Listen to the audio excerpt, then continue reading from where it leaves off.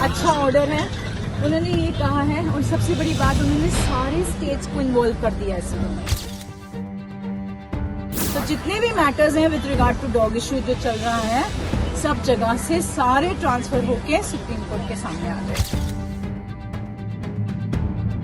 Otherwise जो rabies dogs हैं, aggressive dogs हैं, according to them they will take to the pounds और animal shelter. Feeding areas के बारे में उन्होंने कहा कि एमसीडी एक फीडिंग स्पॉट्स बनाएगी and people will not be allowed to give food on the streets. Relocation, a big no to relocation.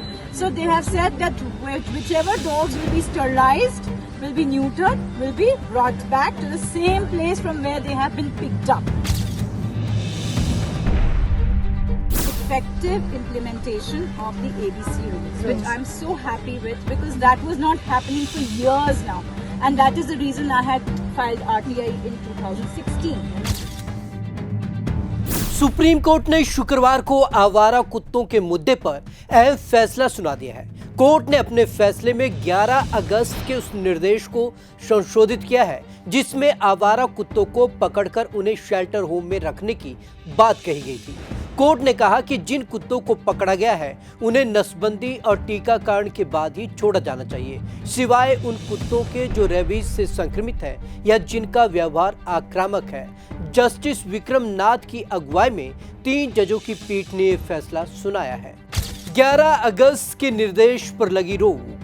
इसके साथ ही सुप्रीम कोर्ट ने 11 अगस्त के उस निर्देश पर रोक लगा दी है जिसमें कहा गया था कि जिन आवारा कुत्तों को पकड़ा गया है उन्हें छोड़ा नहीं जाना चाहिए। कोर्ट ने क्या कहा?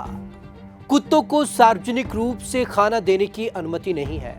आवारा कुत्तों को खाना खिलाने के लिए अलग से जगह बनाई जाएंगी। 14 अगस्त को जस्टिस विक्रम नाथ, जस्टिस संदीप मेहता और जस्टिस एनवी अंचारिया की स्पेशल बेंच ने सभी पक्षों की दलीलों को सुनने के बाद फैसला सुरक्षित रखा था। इससे पहले सुप्रीम कोर्ट को 2 जजों की बेंच ने 11 अगस्त को डॉग बाइट्स और रेबीज के मामलों को देखते हुए सभी आवारा कुत्तों को 8 हफ्तों में दिल्ली एनसीआर के आवासीय क्षेत्रों से हटाकर शेल्टर होम में भेजने का आदेश दिया था।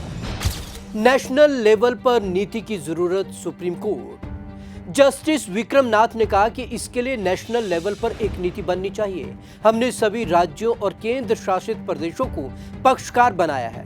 देश के बाकी हाई कोर्ट में जहां भी मामले लंबित हैं उन्हें सुप्रीम कोर्ट ट्रांसफर किया जाए। अगली सुनवाई 8 हफ्ते बाद अक्टूबर 2025 के लिए लिस्ट कर दी गई है। कोर्ट ने कहा कि हर म्युनिसिपल ब्लॉक में आवारा कुत्तों को खिलाने के लिए अलग से स्पेस खोले जाएंगे। सिर्फ निर्धारित जगह पर ही कुत्तों को खाना दिया जाएगा। सार्वजनिक स्थानों पर आवारा कुत्तों को खाना नहीं खिलाया जाएगा। ऐसा करने पर कार्रवाई की जाएगी। सार्वजनिक स्थानों पर खाना खिलाने पर मनाही। कोर्ट ने कहा कि कुत्तों को जहां से उठाया गया है उन्हें उसी जगह रीलोकेट किया जाए। हर वार्ड में कुत्तों को खाना खिलाने के लिए फीडिंग जोन बनाए जाएंगे। सार्वजनिक स्थानों पर कुत्तों को खाना खिलाने की सब मनाही है। अदालत ने कहा कि किसी भी जगह कुत्तों को खाना खिलाने से समस्या होती है, नियमों का उल्लंघन करने वालों के खिलाफ शिकायत दर्ज करने के लिए हेल्पलाइन शुरू की जाएगी। अदालत ने कहा कि कुत्तों को निश्चित जगह पर खाना खिलाने के लिए फीडिंग जोन बनाए जाएंगे, जिसके लिए एनजीओ को 25,000 रुपए की धनराशि दी जाएगी। निर्देशों का हो पालन। कोर्ट के निर्देशों के पालन में कोई भी शख्स या संगठन व्यवधान उत्पन्न नहीं करे। इसके साथ ही कोर्ट ने यह भी कहा कि पशु प्रेमी आवारा कुत्तों को अडॉप्ट करने के लिए एप्लीकेशन दायर कर सकते हैं। ये जिम्मेदारी उनकी होगी कि एक बार गोद लिए गए कुत्तों को दोबारा सड़क पर नहीं छोड़ा जाए। इस फैसले पर पशु अधिकार कार्यकर्ता और बीजेपी नेता मेनका गांधी ने खुशी जताई है। उन्होंने कहा, मैं इस वैज्ञानिक फैसले से बहुत खुश हूँ। डर और विस्थापन ही कुत्तों को काटने का कारण होते हैं। रेबीज वाले कुत्तों को छोड़ने का सवाल ही नहीं है, लेकिन आक्रामक कुत्ते की परिभाषा तय होनी चाहिए। आपको हमारी ये रिपोर्ट कैसी लगी? कमेंट बॉक्स में जरूर कमेंट करें। विवेक शर्मा को दीजिए इजाजत। नमस्कार।